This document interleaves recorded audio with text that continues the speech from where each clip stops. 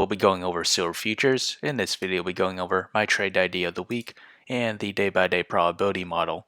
So let's start off with the technical analysis on the 1-hour chart. We remain in pause MACD, seeing signs of a diverge. As we extend that to the 4-hour chart, we still remain in slightly negative MACD, but we did see a converge. We bounced right off the 200 moving average, this green line, which will act as our temporary support, and that is currently at the price of $26.52. With the daily chart, we remain in pause MACD, but we're starting to see signs of it diverge.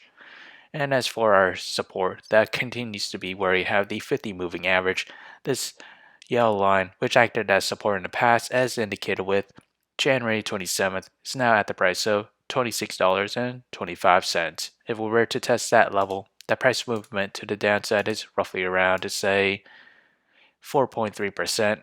And as for the trade idea of the week, I'll be trading SLV, and my trade position for it is less than 1% of my portfolio. My long entry is at $23.38, and that is this range here. My sell target is at $26.05. My stop loss is at $22.65.